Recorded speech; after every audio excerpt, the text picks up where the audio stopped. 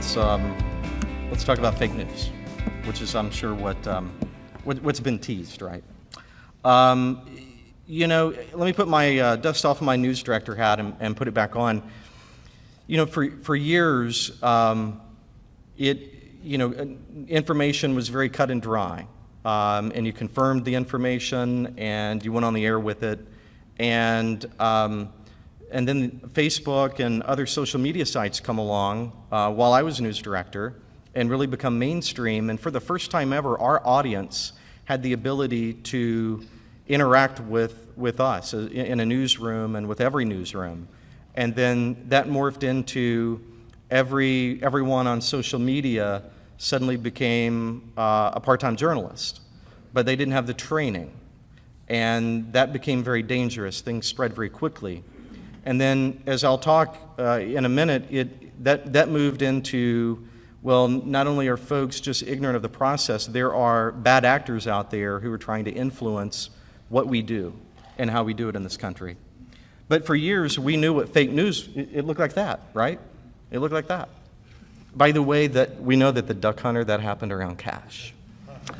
But you know, you show up at the grocery store and you knew what it looked like.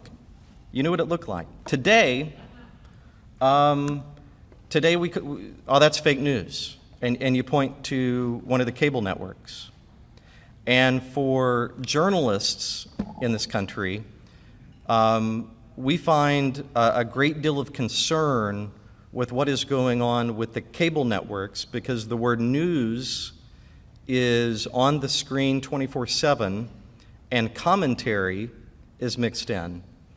I do editorials at the station. Most of the stations in our group, we do editorials. As the general manager, I do the editorial. No one in the news department does that, because we want there to be a real separation, that nobody in the news department gives their opinion. I go the added step that I want the word editorial to be on top of the screen for the entire piece, because I want there to be some transparency. That's not fake news. That is slanted news. That is slanted news. And that is what I think really began to morph into what people see on social media, and then this and Facebook kind of fed off of each other.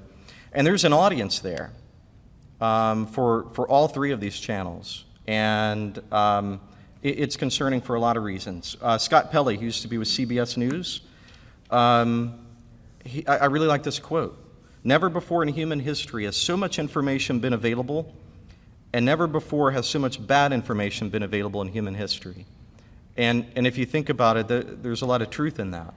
And the problem that we have with this new technology is we have to educate ourselves to determine the difference between what's information and misinformation. And he went on to say, because of the internet, everybody wants to be a publisher, but nobody wants to be an editor. And what is an editor? I'll explain that in a minute. Most of the news directors in the country, specifically those at the local level, they are part of the Radio Television Digital News Directors Association. It's a trade group.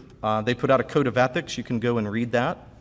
But specifically, they're about truth and accuracy above all.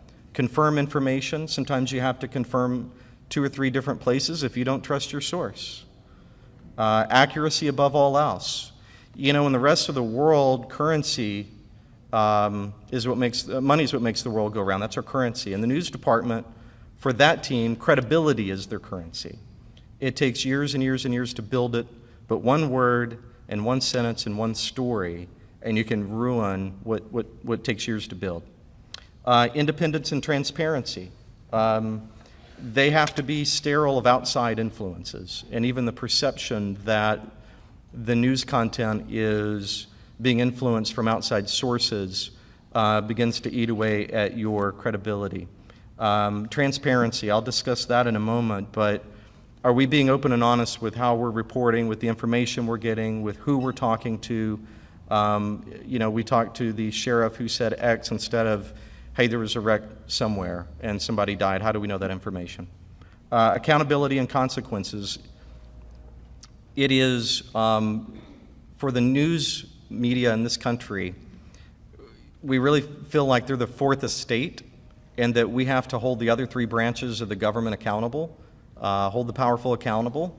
At the same time, we have to be aware of our consequences. We want to make sure that we minimize harm, both with the victims and the suspects. There are a number of other groups, if you'd like to check them out, beyond the RTDNA, the Society of Professional Journalists. While I was a news director, I was also not only a member of the RTDNA, I was a member of the Investigative Reporters and Editors. There's also the American Press Institute, among others. And on the local level, they are really working to clarify what we do and how we do it, because it is so important that truth and accuracy and transparency are out there. There are a lot of people who, beyond just sharing bad information, are willingly distorting the truth.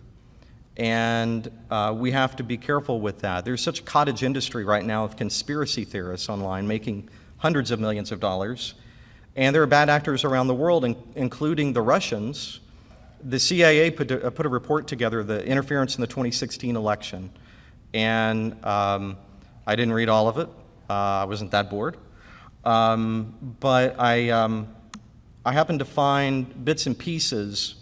These are some examples of Facebook posts that Russian trolls, according to the CIA, put on Facebook in the months prior to the 2016 election. This is information from the CIA. I remember seeing some of this on my Facebook feed. I did not realize at the time where it was coming from. They're looking to do it again. I'm sure they're doing it now. They don't care if a Republican or Democrat wins. The Russian government specifically, they love stirring chaos through disinformation. They do it very well.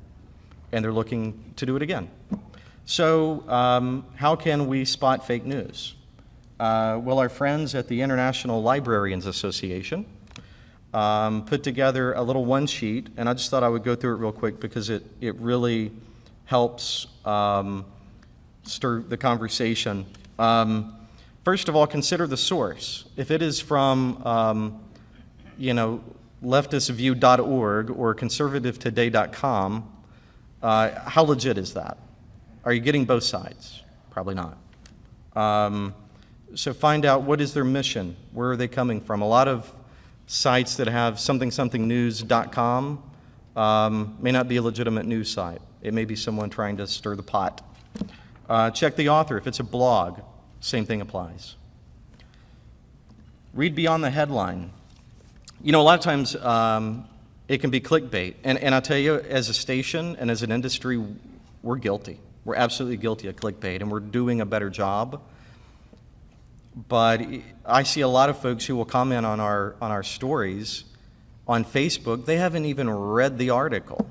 Well, what happened? Well, it was in the first sentence. So read beyond the headline. What supporting sources? I talked about transparency a moment ago. We, especially online, are trying to upload as much information. Do we have, the documents from the agency that we FOI'd, or from the police, or documents that we found to support the information that we're giving you? We want to be as transparent as possible. Do they have that? Or if it's just, well, you're going to take this as the truth. I saw so-and-so do this. Well, how do they know? Are they backing it up? Check the date. Last week, after the mass shootings and the days following the mass shootings a couple of weekends ago, I saw a lot of articles posted on Facebook on both sides of the gun control debate. And some of the headlines seemed off. So I clicked on the story, and they were 1 or 2 or 5 years old. But it was written in a way to where you would think that it was in response to the 2 mass shootings that we had. Another prime example, we get these all the time at the station. I saw this on Facebook last year when Hurricane Michael was coming on shore in the Florida Panhandle. And somebody put, just got this from my cousin, he's down there, and this thing's coming on shore. Well, now, I've been around Ryan Vaughn too long, and I know that's a shelf cloud, and they're not usually associated with hurricanes. So if you're in Chrome, you can right-click on the image and search image, and I realized that this picture was 5 or 6 years old. So don't trust anything these days. I'm a bit of a smart aleck, and I love going to satirical websites. So if it may be a little outlandish, maybe it's not true, my favorite of which is The Onion, which prides itself as being America's finest news source. But you know, it may be satire.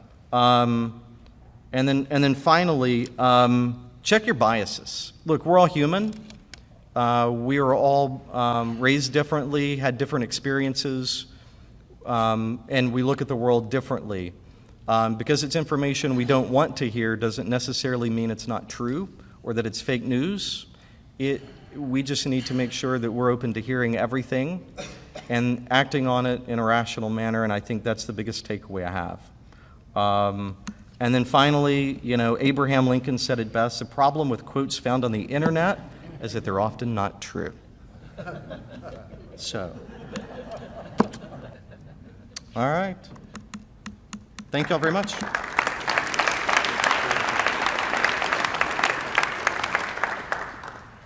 Thank you, Hatton.